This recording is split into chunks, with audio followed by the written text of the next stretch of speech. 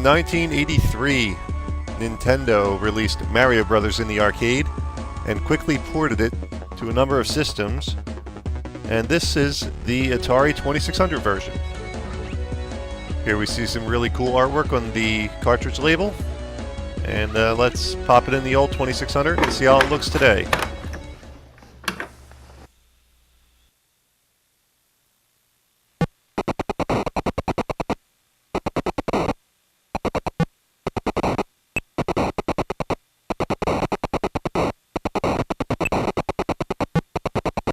Alright, while Mario Brothers may look a little rough around the edges to the untrained eye, this is actually a very, very, very good port for the Atari 2600.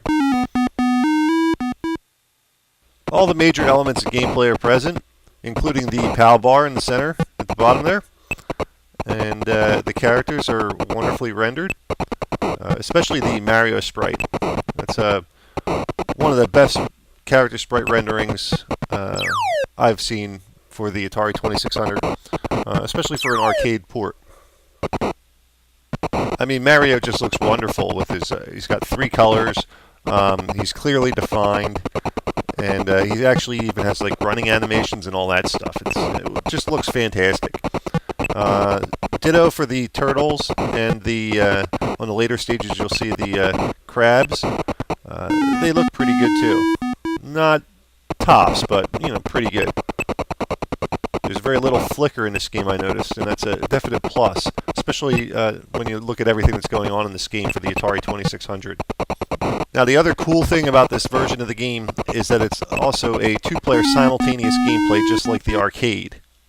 Now, I would show that, except I didn't have another person to play with me.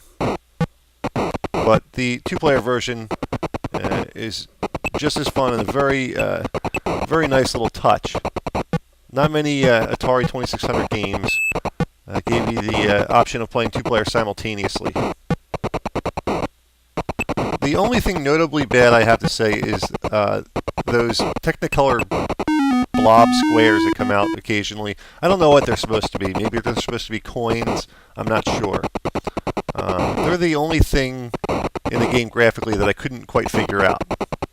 And I'm not talking about those fireballs. Those are clearly fireballs and they look good. But occasionally you'll see a square that kind of spins and it's like multicolored. Right there, there's one. I don't know what the fuck that is, but the rest of the game looks good.